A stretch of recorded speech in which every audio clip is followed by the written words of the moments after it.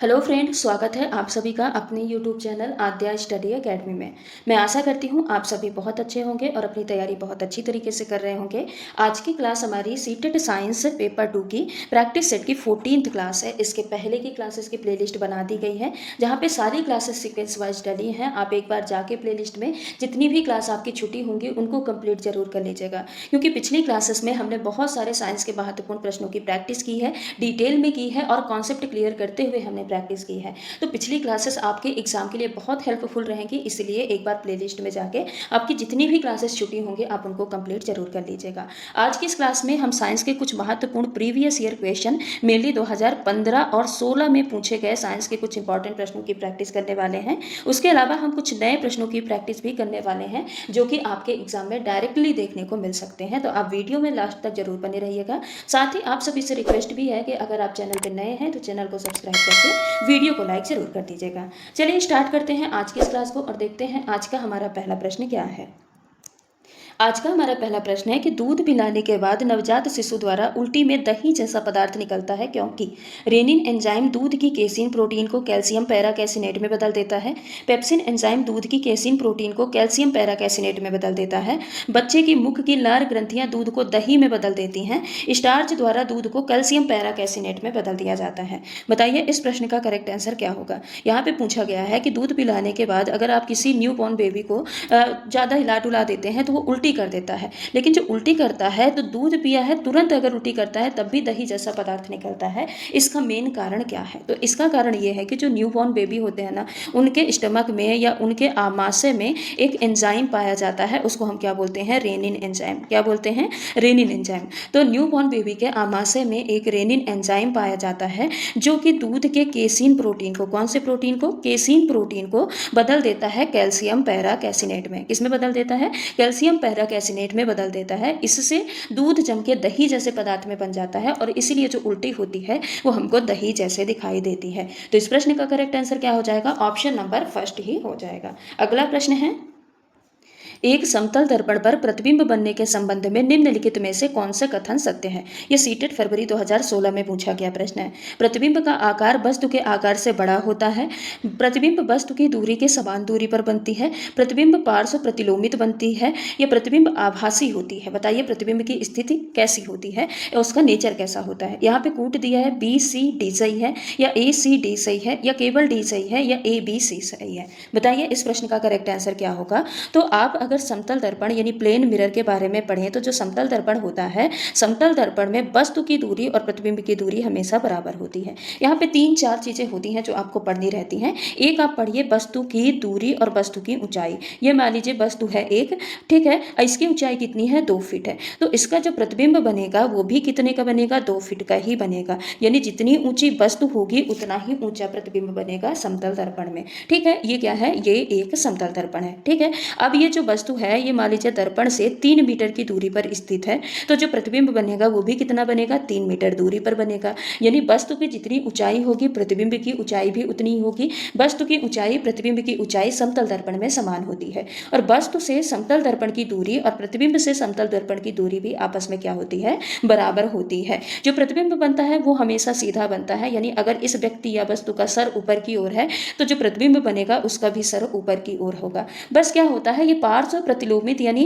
Laterally inverted होता है, यानी लेफ्ट को राइट कर देता है और राइट को क्या कर देता है? लेफ्ट कर देता है। बस हो गया। अब बाकी जो प्रतिबिंब होता है वो कैसा होता है? आभासी प्रतिबिंब होता है। कैसा प्रतिबिंब बनता है? आभासी प्रतिबिंब बनता है। अब स्टेटमेंट को चल कर देखते हैं। तो यहाँ पे बोला है कि प्रतिबिंब का आकार वस्तु के आकार से बड़ा होता है, कभी भी नहीं।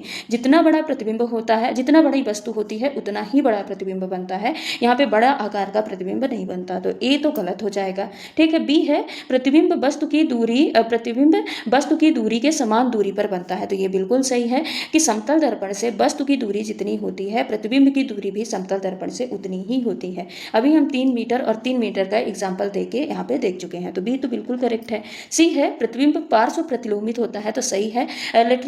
लिटरली इन्वर्टेड होता है, यानी लेफ्ट का राइट कर देता है और राइट का लेफ्ट कर देता है, तो यहाँ पे सी भी सही है। डी है प्रतिबिंब आभासी होता है, तो अभी हमने पढ़ा कि समतल दर्पण में बनने वाला जो प्रतिबिंब प्रतिबिंब होता है वो कैसा होता है, आभासी नेचर का होता है। यानी इस प्रश्न का करेक्ट आंसर बी, सी और डी हो जाएगा। तो बी सी डी कहाँ पे दिया है, ऑप्शन नंबर फर्स्ट में दिया है, तो इस प्रश्न का correct answer option number first हो जाएगा। अगला प्रश्न है, क्षुद्रांत्र के दीर्घ रोम के संदर्भ में, यानी जो रसांकुर होते हैं उनके संदर्भ में नीचे दिए गए कथनों का अध्ययन कीजिए। ये भी आपका 2015 में भी पूछा गया था ये प्रश्न, और 2014 में भी पूछा गया था, उसके पहले 2011 में भी ये प्रश्न आया था। बताइए, यहाँ पे स्टेटमेंट है कि ये उंगली के समान उभरी हुई संरचना होती है और इनकी संख्या हजारों में होती है। इनकी भित्ति बहुत पतली होती है। इनमें उनकी सतह के निकट सूक्ष्म रुधिर वाहिकाओं का जाल फैला रहता है। इनमें महीन छिद्र होते हैं जिनसे भोजन आसानी से गुजर सकता है। बताइए, इनमें से दीर्घ रोम को पचे हुए भोजन को अवशोषित करने योग्य बनाने वाले कथन कौन से हैं? 1, 2, 3 है, 2, 3, 4 है, 1 और 2 है, या फिर 3 और 4 है? बताइए इस प्रश्न का करेक्ट आंसर क्या होगा।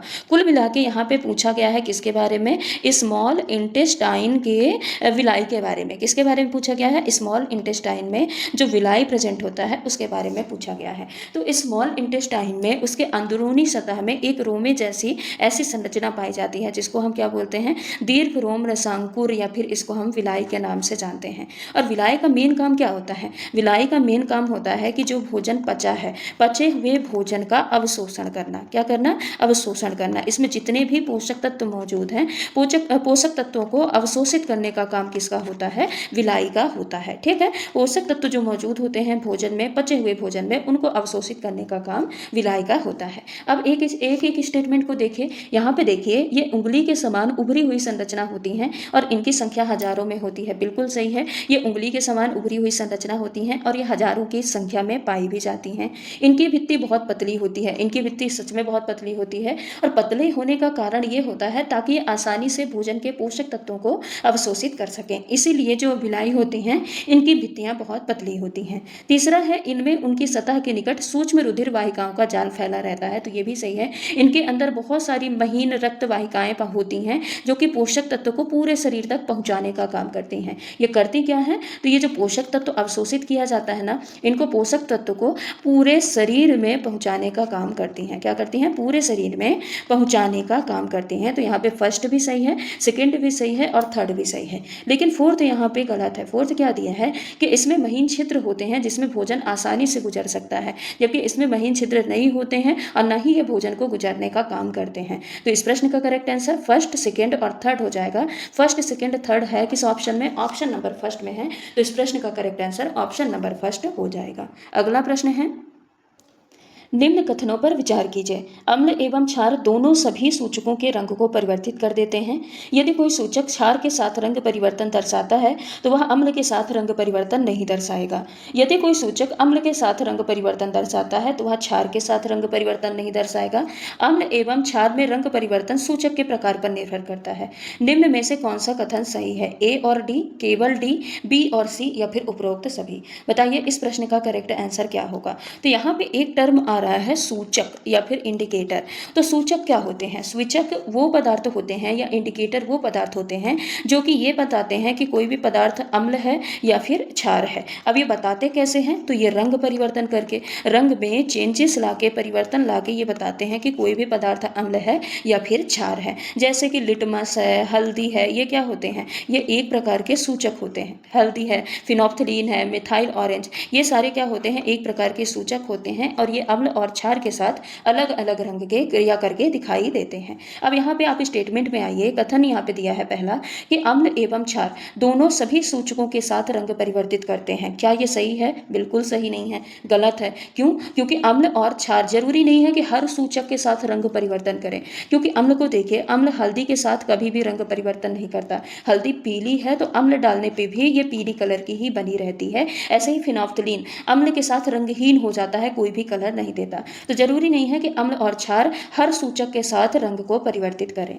ठीक है। दूसरा है, यदि कोई सूचक क्षार के साथ रंग परिवर्तन दर्शाता है तो वह अम्ल के साथ भी रंग परिवर्तन दर्शाएगा या अम्ल के साथ रंग परिवर्तन नहीं दर्शाएगा। तो ऐसा नहीं है। आप लिटमस को ही देख लीजिए, जो लिटमस होता है, लिटमस अम्ल में भी रंग परिवर्तन दर्शाता है और क्षार में भी दर्शाता है, यानी ये दोनों में रंग परिवर्तन दर्शाता है। तो ये भी गलत हो जाएगा। सी है, यदि कोई सूचक अम्ल के साथ रंग परिवर्तन दर्शाता है तो वह क्षार के साथ रंग परिवर्तन नहीं दर्शाएगा, तो ये भी गलत हो जाएगा।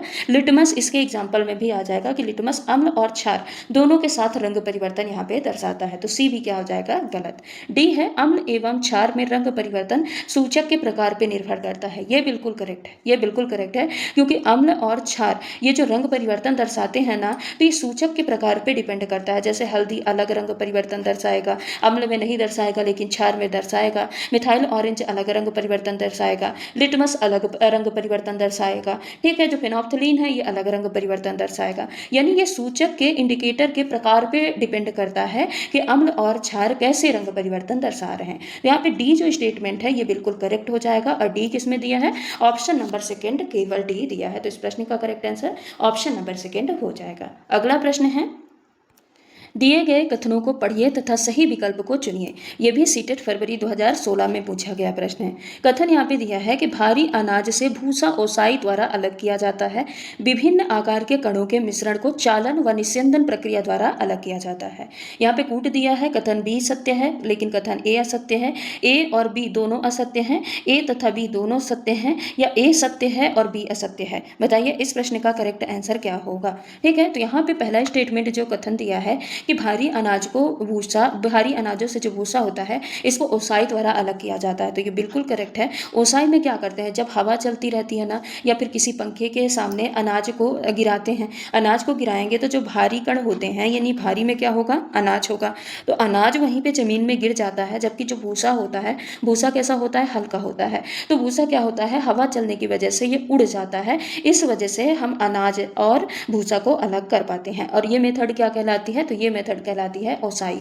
तो स्टेटमेंट नंबर फर्स्ट यानी ए बिल्कुल करेक्ट है। अब बी क्या है, विभिन्न आकार के कणों के मिश्रण को चालन व निस्यंदन प्रक्रिया द्वारा अलग किया जा सकता है, तो ये भी करेक्ट है यहाँ पे, क्योंकि चालन में क्या होता है, चालन में भी हम विभिन्न प्रकार के जो ठोस कण हैं उनको अलग कर सकते हैं। चालन में जैसे चालनी के माध्यम से हम क्या करें, अलग अलग आकार के कुछ पार्टिकल इतने बड़े बड़े हैं और कुछ पार्टिकल छोटे छोटे हैं, तो इनको अलग करने के लिए हम चालनी का प्रयोग करते हैं। ये चालनी क्या होती है, इसमें जब हम सारे ठोस पार्टिकल्स होते हैं इनको हम डाल के इसको हिलाते हैं, तो यहाँ पे जो छोटे पार्टिकल्स होते हैं वो नीचे ज़मीन में गिर जाते हैं, जबकि जो बड़े पार्टिकल्स होते हैं वो चलने में ही रह जाते हैं। जैसे कि आटा चोकर, आटा और चोकर को जो हम अलग करते हैं तो ये चालन मेथड से ही करते हैं कि नहीं करते, तो इससे तो हम अलग कर सकते हैं। दूसरा है निस्यंदन। निस्यंदन में क्या होता है, जो अविलेय ठोस होते हैं उनको अलग किया जाता है।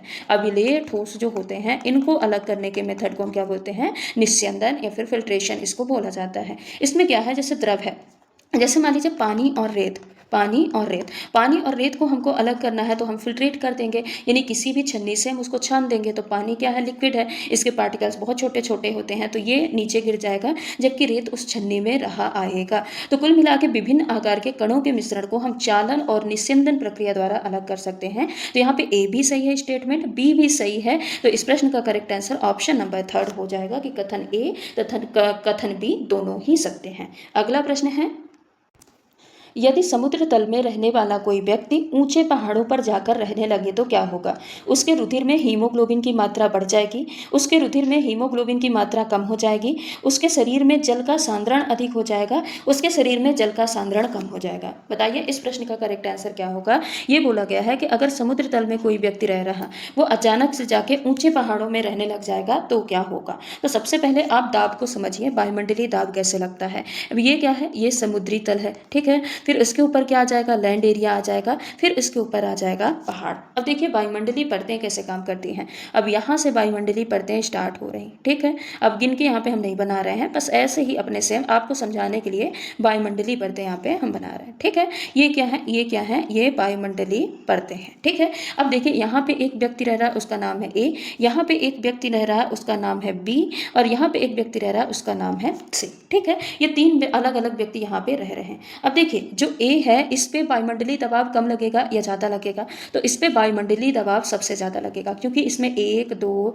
3 4 5 6 7 परतें काम कर रही हैं। जब इसमें 7 लेयर काम कर रही हैं यानी इसमें वायुमंडलीय दबाव सबसे ज़्यादा लगेगा। उसके बाद हम आते हैं स्थल में रहने वाले व्यक्ति बी के पास। अब इसके ऊपर कितनी लेयर काम कर रही हैं, तो 1 2 3 4 5 6 ही परत काम कर रही हैं या 5 ही परत काम कर रही हैं, तो इस पे ए से कम वायुमंडलीय दबाव लगेगा, ए से कम वायुमंडलीय दबाव दबाव किसमें लगेगा, बी में। अब जो सी है इसके ऊपर देखिए सिर्फ 2 ही वायुमंडलीय परत है, तो इसमें सबसे कम वायुमंडलीय दबाव लगेगा, सबसे कम वायुमंडलीय दबाव या एटमॉस्फेरिक प्रेशर यहाँ पे लगेगा। अब देखिए इससे ये पता चलता है कि जो समुद्री एरिया में व्यक्ति रह रहा है उस पर वायुमंडलीय दबाव या वायु दाब जो होता है वो सबसे ज़्यादा लगता है, और जो पहाड़ी एरिया में व्यक्ति रह रहा है उस पर जो वायु दाब होता है वो सबसे कम लगता है। अब कोई समुद्र तल में व्यक्ति रह रहा है तो उसका वायु दाब होगा सबसे ज़्यादा। अब वायु दाब ज़्यादा होगा तो यहाँ पे ऑक्सीजन की भी पर्याप्त मात्रा होगी, लेकिन जैसे ही ये ऊंचाई में या ऊंचे पहाड़ों में चला जाएगा तो ऊंचे पहाड़ों में वायु दाब क्या होगा, कम। यहाँ पे वायु दाब सबसे क्या हो जाएगा, कम। अब वायु दाब कम होने की वजह से शरीर में ऑक्सीजन की कमी हो जाएगी, यानी वहाँ पे पर्याप्त ऑक्सीजन नहीं मिलेगा। अब पर्याप्त ऑक्सीजन न मिलने की वजह से जो हमारा शरीर है ये ऑक्सीजन की कमी को पूरा करने की कोशिश करता है। अब पूरा करने की कोशिश के लिए ये क्या करता है, आरबीसी का निर्माण करना स्टार्ट कर देता है। हमारा बॉडी क्या करता है, आरबीसी का निर्माण करना स्टार्ट कर देता है। अब आरबीसी का ही निर्माण क्यों करता है, इसलिए करता है क्योंकि क्या है कि जो आरबीसी में हीमोग्लोबिन होता है तो एक हीमोग्लोबिन 4 ऑक्सीजन के अणुओं को ट्रांसफर करने का काम करता है।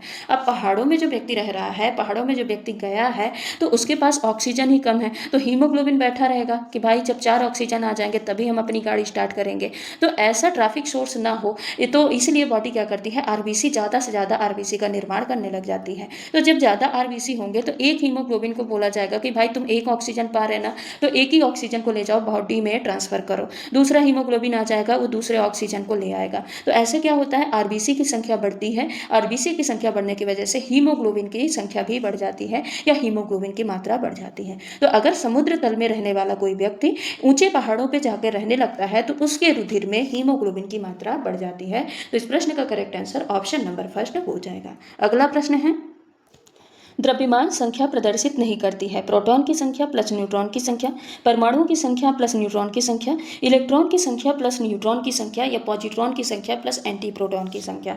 बताइए यहाँ पे इस प्रश्न का करेक्ट आंसर क्या होगा। सबसे पहले आप प्रश्न को सुधारिए, यहाँ पे नहीं होगा। अगर नहीं होता तो यहाँ पे 3 ऑप्शन करेक्ट दिए होते, ठीक है। अब यहाँ पे क्या है, द्रव्यमान संख्या प्रदर्शित करती है, तो देखिए द्रव्यमान संख्या या मास नंबर को हम ए से लिखते हैं, और मास नंबर ए बराबर क्या होता है, प्रोटॉन की संख्या प्लस न्यूट्रॉन की संख्या, यानी Z प्लस ए क्या होता है, एटॉमिक मास या मास नंबर को बताता है, ठीक है। तो यहाँ पे इस प्रश्न का करेक्ट आंसर तो क्या हो जाएगा, ऑप्शन नंबर फर्स्ट हो जाएगा कि प्रोटॉन की संख्या प्लस न्यूट्रॉन की संख्या मिलकर क्या बनाते हैं, ये द्रव्यमान संख्या बनाते हैं। जैसे कि मान लीजिए कि अगर किसी परमाणु में 6 प्रोटॉन है और 8 न्यूट्रॉन है तो जो द्रव्यमान संख्या होगा वो कितना हो जाएगा, 14 हो जाएगा। देखिए अगर यहाँ पे प्रश्न में नहीं दिया होता तो ये ऑप्शन भी करेक्ट देते। अब इसमें से 3 ऑप्शन करेक्ट होते, एक ऑप्शन इनकरेक्ट होता। अब क्योंकि दूसरे में क्या दिया है कि परमाणुओं की संख्या, यहाँ पे अगर परमाणुओं की संख्या ना देके परमाणु क्रमांक दे देता जो कि Z के बराबर होता है, तब भी ये क्या हो जाता, करेक्ट हो जाता। अब यहाँ पे दिया है कि इलेक्ट्रॉनों की संख्या, हाँ इलेक्ट्रॉन की संख्या बराबर प्रोटॉन की संख्या होती है,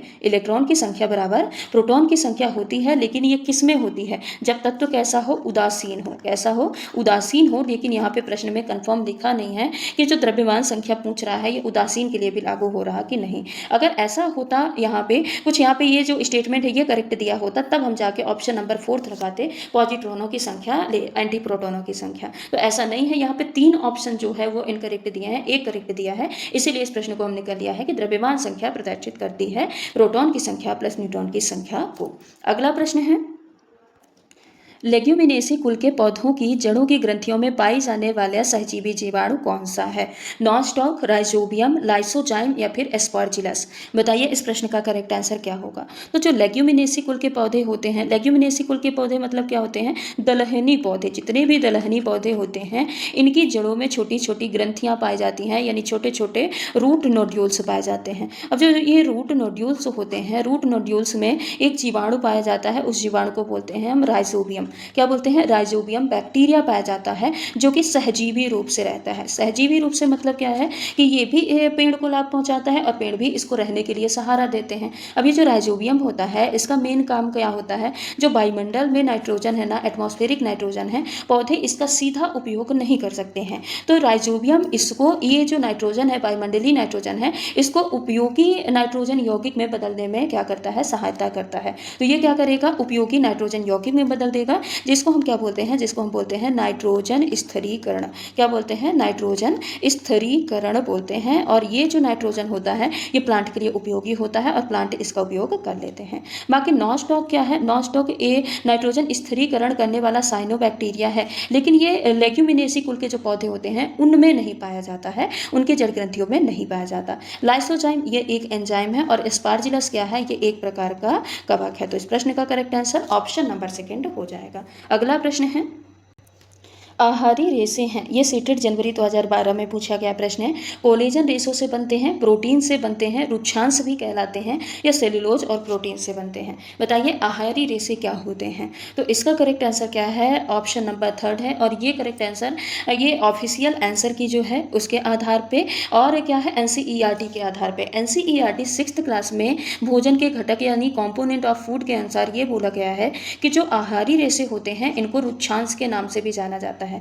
किस नाम से, रुक्षांश के नाम से जाना जाता है। ये मुख्य रूप से जो पादप उत्पाद होते हैं ना, जैसे कि क्या क्या, दाल आलू और जो ताजे फल होते हैं ना, ताजे फल, हरी सब्जी, ठीक है, हरी सब्जी, इनमें ये पाए जाते हैं। और ये कोई पोषक तत्व प्रदान नहीं करते, इनसे कोई भी पोषक तत्व नहीं मिलता है, बस ये क्या करते हैं, पाचन में सहायता करते हैं। क्या करते हैं, पाचन में सहायता करते हैं। देखिए जो ये रुक्षांश होते हैं, आहारी रेसे होते हैं, इनका ना तो पाचन होता है और ना ही इनका अवशोषण होता है, बस ये भोजन में प्रेजेंट होते हैं जिससे पाचन आसानी से हो सकता है, यानी भोजन के पाचन में ये सहायता करते हैं। तो इस प्रश्न का correct answer option number third हो जाएगा। अगला प्रश्न है, पौधों में निषेचन और परागण के संदर्भ में निम्न में से कौन सा कथन सही है। ये सीटेड जनवरी 2022 में पूछा गया प्रश्न है। पौधे का अंडाशय परिपक्व होकर फल बनाता है, पौधे के बीज निषेचन के लिए बीजांड बनाते हैं, निषेचन के उपरांत परागण होता है, ये परागण में बीज वायु, जल, पक्षियों और कीटों द्वारा विसरित होते हैं, बीजांड में निषेचन संपन्न होता है। यहाँ पे कूट दिया है ए और ई, बी और सी और डी, या बी और ई। बताइए इस प्रश्न का करेक्ट आंसर क्या होगा। तो यहाँ पे पहले स्टेटमेंट को देखिए, पौधे का अंडाशय परिपक्व होकर फल बनाता है, ये बिल्कुल करेक्ट है। जो पौधे का अंडाशय होता है ना, निषेचन के बाद अंडाशय परिपक्व होता है और परिपक्व होकर विकसित होकर यही क्या करता है, फल बनाने का काम करता है। तो ए तो बिल्कुल करेक्ट है। बी है, पौधे के बीज निषेचन के लिए बीजांड बनाते हैं। देखिए जो बीजांड होते हैं, बीजांड को हम क्या बोलते हैं, ओव्यूल। ओव्यूल ये पहले से ही प्रेजेंट होते हैं, निषेचन के पहले ही मौजूद होते हैं और निषेचन के बाद इन्हीं से बीज बनने का निर्माण होता है। यही क्या होते हैं, ओव्यूल ही बीज में बदल जाते हैं। यहाँ पे उल्टा दिया है कि पौधे के बीज निषेचन के लिए बीजांड बनाते हैं, जबकि बीजांड निषेचन के बाद किसमें परिवर्तित हो जाते हैं, बीज में परिवर्तित हो जाते हैं। तो बी क्या है, गलत है। यहाँ पे सी है, निषेचन के उपरांत परागण होता है। बताइए क्या कभी निषेचन के उपरांत परागण होता है, पहले परागण होता है। पहले क्या होता है, परागण होता है, उसके बाद होता है निषेचन यानी फर्टिलाइजेशन होता है, और उसके बाद फिर क्या होता है, बीज या फिर फल का निर्माण होता है। उसके बाद बीज या फल का निर्माण होता है। तो यहाँ पे सी भी गलत हो जाएगा। डी है, परागण में बीज वायु, जल, पक्षियों और कीटों के द्वारा विसरित होता है। नहीं, परागण में बीज नहीं विसरित होता है वायु, जल, पक्षियों और कीटों के द्वारा, बल्कि परागण में पोलन ग्रैंस, जिसको हम बोलते हैं परागकण, पोलन ग्रैंस विसरित होते हैं, परागकण विसरित होते हैं, बीज नहीं। तो यहाँ पे डी भी यहाँ पे क्या होगा, गलत हो जाएगा। ई है, बीजांड में निषेचन संपन्न होता है। तो जो निषेचन है ये बिल्कुल करेक्ट है। जो फर्टिलाइजेशन होता है ना पुष्पीय पौधों में, नर युग्मक और जो अंड कोशिका होती हैं, इनका जो संलयन होता है ये कहाँ पे होता है, बीजांड के अंदर जो भ्रूण कोश होता है, जिसको हम बोलते हैं एम्ब्रियो सैक। क्या बोलते हैं, एम्ब्रियो सैक में निषेचन संपन्न होता है। तो यहाँ पे ई क्या हो जाएगा, बिल्कुल करेक्ट होगा। यानी इस प्रश्न का करेक्ट आंसर ए और ई होगा। तो ए और ई कहाँ पे दिया है, ऑप्शन नंबर फर्स्ट में दिया है। तो इस प्रश्न का correct answer option number first हो जाएगा। अगला प्रश्न है, निम्न में से कौन जल को प्रदूषित नहीं करता है। भारी धातु, कैडमियम, पीबी या फिर एचजी, अपमार्जक, परावैंगनी किरणें या एक्स किरणें। बताइए कौन डायरेक्टली या फिर इनडायरेक्टली रूप से जो जल है, वाटर है, उसको पोल्यूशन नहीं करता या उसको प्रदूषित नहीं करता है। तो यहाँ पे देखिए जो भारी धातुएं होती हैं, कैडमियम, लेड और मर्क्यूरी वगैरह, ये जल को बहुत अधिक प्रदूषित करती हैं। तो ये तो जल को प्रदूषित करती हैं, यहाँ पे नहीं पूछा गया है। अपमार्जक या फिर जो डिटर्जेंट होते हैं, ये भी जल प्रदूषण का प्रमुख कारण किरण हैं, परावैंगनी किरणें भी ये कहीं ना कहीं जल में उपस्थित जो सूक्ष्म जीव होते हैं, माइक्रो ऑर्गेनिज्म होते हैं, ये माइक्रो ऑर्गेनिज्म को नष्ट करने का काम करती है। क्या करती है? माइक्रो ऑर्गेनिज्म को नष्ट करने का काम करती है। जो परावैंगनी किरणें हैं ये जल शोधन में उपयोग की जाती है। किसमें? जल शोधन में उपयोग की जाती है, यानी जल से ये रिलेटेड है। लेकिन जो एक्स किरणें हैं, एक्स रे हैं, ये जल से रिलेटेड कहीं भी नहीं है, यानी जल प्रदूषण से इसका दूर दूर से रिलेशन नहीं है। तो इस प्रश्न का करेक्ट आंसर ऑप्शन नंबर 4 तो हो जाएगा। अगला प्रश्न है, किसी स्वस्थ मनुष्य के लिए शरीर का लगभग सामान्य ताप कितना होना चाहिए? ये सीटेड फरवरी 2016 में ही पूछा गया प्रश्न है। 37 degree Celsius, 37 kelvin, 37 degree Fahrenheit या 37 ड्यूमर। बताइए इस प्रश्न का करेक्ट आंसर क्या होगा? तो देखिए, अगर कोई मनुष्य स्वस्थ है ना, तो उसके शरीर का सामान्य तापमान लगभग कितना होता है? 37 डिग्री सेल्सियस के बराबर होता है। 37 केल्विन, अरे यार केल्विन बहुत कम तापमान हो जाएगा। 37 केल्विन ये बहुत ही कम तापमान हो जाएगा, इतना बॉडी का टेम्परेचर नहीं होता। 37 फ़ारेनहाइट भी बहुत कम तापमान हो जाएगा। ठीक है, तो ये कोई सही इकाई नहीं है। तो इस प्रश्न का correct answer option number first हो जाएगा। अगला प्रश्न है, दिए गए कथनों को पढ़िए तथा सही विकल्प का चयन कीजिए या चुनाव कीजिए। यहाँ पे ए स्टेटमेंट है कि डॉक्टरी तापमापी यानी थर्मामीटर का परिसर 35 डिग्री सेल्सियस से 42 डिग्री सेल्सियस के बीच में होता है। ठीक है। बी है, प्रयोगशाला तापमापी थर्मामीटर का परिसर प्रायः -10 डिग्री सेल्सियस से 110 डिग्री सेल्सियस होता है। कूट दिया है, कथन ए तथा कथन बी दोनों गलत है। कथन ए सही है किंतु कथन बी गलत है। कथन बी सही है किंतु कथन ए गलत है। और कथन ए तथा कथन बी दोनों सही हैं। तो बताइए इस प्रश्न का करेक्ट आंसर क्या होगा? तो यहाँ पे बोला है कि जो डॉक्टरी थर्मामीटर होता है ना, यानी जो क्लिनिकल थर्मामीटर होता है, क्लिनिकल थर्मामीटर का जो रेंज होती है ये 35 डिग्री सेल्सियस से 42 डिग्री सेल्सियस के बीच में होती है। बिल्कुल सही है, क्योंकि इसी में शरीर का तापमान मापा जाता है जो कि 37 डिग्री सेल्सियस होता है। तो क्लिनिकल थर्मामीटर का परिसर 35 डिग्री सेल्सियस से 42 डिग्री सेल्सियस होता है। ये क्या है? करेक्ट है। दूसरा दिया है कि जो प्रयोगशाला तापमापी होता है, थर्मामीटर होता है, इसका परिसर -10 डिग्री सेल्सियस से 110 डिग्री सेल्सियस होता है। तो ये भी बिल्कुल करेक्ट है। ठीक है। जो लैबोरेटरी के जो थर्मामीटर होते हैं उनकी जो रेंज होती है ये -10 डिग्री सेल्सियस से लेके 110 डिग्री सेल्सियस के बीच में होती है। ठीक है। तो ये भी क्या हो जाएगा? एनसीईआरटी के अकॉर्डिंग सही हो जाएगा। यानी इस प्रश्न का करेक्ट आंसर ए भी सही है, बी भी सही है। तो ऑप्शन नंबर 4 इस प्रश्न का करेक्ट आंसर हो जाएगा। अगला प्रश्न है, लोहे के एक ठोस गुटके को किसी मेज के शीर्ष पर इसके विभिन्न फलकों को मेज को स्पर्श करते हुए रखा गया है। विभिन्न प्रकरणों में लोहे का यह ठोस गुटका आरोपित करता है भिन्न भिन्न बल और भिन्न भिन्न दाब को, भिन्न भिन्न बल परंतु समान दाब को, समान बल और समान दाब को, ये समान बल परंतु भिन्न भिन्न दाब को। बताइए इस प्रश्न का करेक्ट आंसर क्या होगा? तो यहाँ पे क्या बोला गया है कि लोहे का एक गुटका है या लोहे का एक क्या है, चौकोर कोई सा टुकड़ा है। ठीक है। अब लोहे के इस टुकड़े का बोला गया है कि जो भार होती है यह हर स्थिति में क्या है? बराबर है। यहाँ पे जो भार दिया है, भार क्या है? हर स्थिति में समान है, बराबर है। ठीक है। क्योंकि इसका द्रव्यमान नहीं बदल रहा। अगर द्रव्यमान नहीं बदल रहा है और कोई मतलब यहाँ पे जो प्लेनेट है वो भी नहीं चेंज हुआ है, इसको धरती पे ही रखा गया है, तो इसकी भार हर स्थिति में क्या होगी? समान होगी। द्रव्यमान न बदलने की स्थिति में भार जो होता है वो कांस्टेंट बना रहता है। ठीक है। इसीलिए जो मेज पे लगाया गया बल होगा तो बल कैसा होगा? समान होगा। बल समान क्यों होगा? क्योंकि भार गुटके का बिल्कुल समान है। ठीक है। लेकिन जो अलग अलग है, मान लीजिए गुटका जो लोहे का गुटका है इस शेप का है। ठीक है। तो जब इसको अलग अलग फेज को या फिर इसको क्या बोलेंगे, फलक को, जो भी बोले, तो जो अलग अलग फलक को हम मेज के संपर्क में रखते हैं, यानी एक बार हम ये फलक मेज के संपर्क में रखें, एक बार हम ये फलक मेज के संपर्क में रखें, एक बार ये फलक मेज के संपर्क में रखें, एक बार ये फलक मेज के संपर्क में रखें, यानी अलग अलग हम फलक को मेज के संपर्क में रखते हैं। तो जब ये फलक मेज के संपर्क में रखेंगे तो एरिया अलग होगा, इस समय एरिया अलग होगा, इस समय एरिया अलग होगा, यानी हर फलक में जो एरिया होगा वो अलग होगा। भले ही बल समान लग रहा लेकिन एरिया अलग होगा। और जो दाब होता है, दाब क्या, जो फॉर्मूला होता है, दाब बराबर क्या होता है? फोर्स अपॉन एरिया होता है ना। Pressure is equal to force upon area, यानी एरिया बदलने पे दाब भी बदल जाएगा। अगर एरिया बदल रहा है, क्षेत्रफल बदल रहा है, तो दाब भी क्या हो जाएगा? बदल जाएगा। तो क्योंकि अलग अलग फलक मेज के संपर्क में रखी जाती हैं तो एरिया बदल रहा है, तो दाब क्या होगा? भिन्न भिन्न होगा, लेकिन बल क्या होगा? समान होगा। तो इस प्रश्न का करेक्ट आंसर ऑप्शन नंबर 4 है कि समान बल होगा, परंतु जो दाब है वो कैसा होगा? भिन्न भिन्न होगा। अगला प्रश्न है, सिर और ऊपरी जबड़े के बीच का जोड़ एक उदाहरण है श्रोणि संधि यानी पेल्विक ज्वाइंट का, वृत्त संधि यानी फिक्स्ड ज्वाइंट का, बद्ध संधि यानी फिक्स्ड ज्वाइंट का, कंदुक खलिका संधि बॉल एंड सॉकेट ज्वाइंट का, हिंज संधि या फिर हिंज ज्वाइंट का। बताइए इस प्रश्न का करेक्ट आंसर क्या होगा। सिर और ऊपरी जबड़ा, देखिए जो सिर और ऊपरी जबड़ा होता है ना, ये ऊपरी जबड़ा किससे कनेक्ट होता है, ये ऊपरी जबड़ा कनेक्ट होता है सिर से। किससे कनेक्ट होता है, सिर से। इसीलिए ऊपरी जबड़ा है ये गति नहीं करता,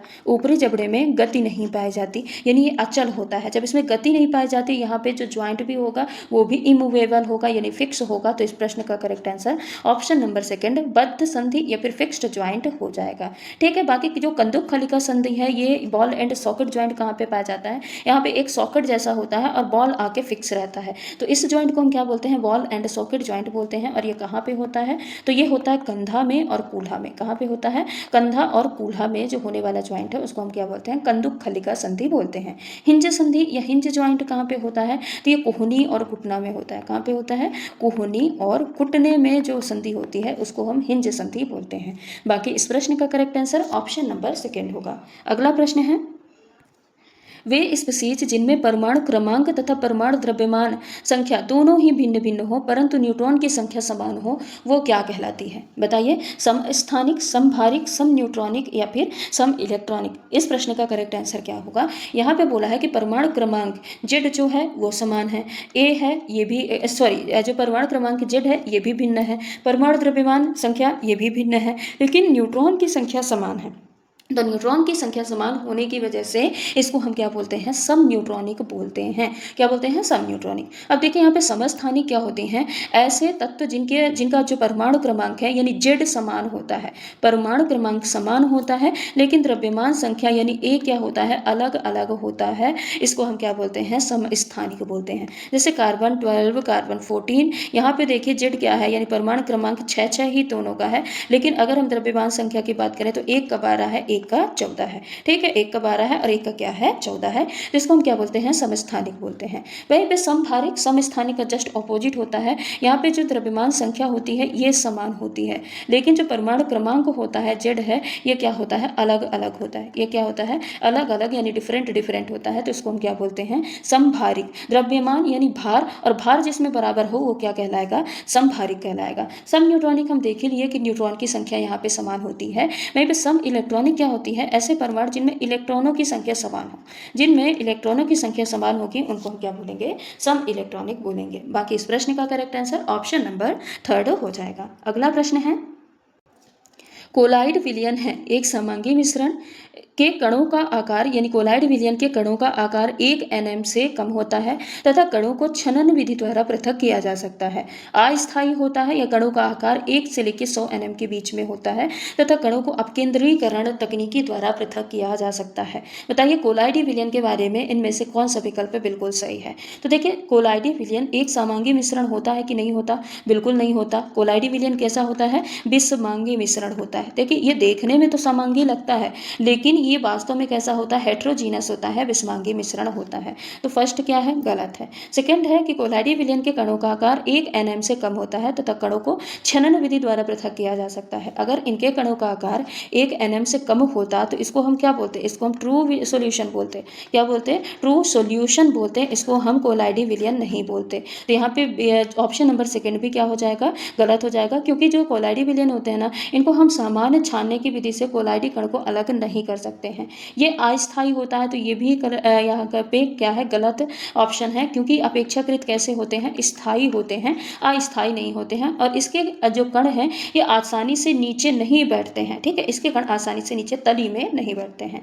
फोर्थ है कणों का आकार 1 से लेकर 100 nm के बीच में होता है तथा कणों को अपकेंद्रीकरण तकनीकी द्वारा अलग किया जाता है, यानी सेंट्रीफ्यूगेशन द्वारा अलग किया जा सकता है। तो यही क्या हो जाएगा, कोलाइडी विलयन के बारे में बिल्कुल करेक्ट हो जाएगा कि कोलाइडी जो कण है इनका आकार सामान्यतः 1 से लेकर 100 nm के बीच का माना जाता है और इन्हें एक विशेष तकनीकी जिसको बोलते हैं अपकेंद्रीकरण तकनीकी द्वारा पृथक कर सकते हैं। तो इस प्रश्न का करेक्ट आंसर ऑप्शन नंबर 4 हो जाएगा। अगला प्रश्न है, मांसपेशियों की सुचारू क्रिया के लिए खनिजों की पर्याप्त मात्रा में आवश्यकता होती है। सीटेट जनवरी 2012 में पूछा गया प्रश्न, आयोडीन एवं फ्लोरीन की, लौह एवं आयोडीन की, लौह एवं कैल्शियम की, सोडियम एवं पोटेशियम की। तो देखिए ये भी एक कन्फ्यूजन वाला प्रश्न है और इसमें भी बहुत ज़्यादा क्या रहता है, अलग अलग हर एक बुक में अलग अलग आंसर आपको देखने को मिलेंगे। लेकिन यहाँ पे हम क्या करें, एनसीईआरटी को आधार मान रहे हैं और एनसीईआरटी में खासकर 6 से लेकर 10th तक की जो एनसीईआरटी है हम उनको आधार ले रहे हैं, हायर लेवल की एनसीईआरटी को नहीं। तो यहाँ पे 6 से लेकर 8th या 10th तक की एनसीईआरटी के अनुसार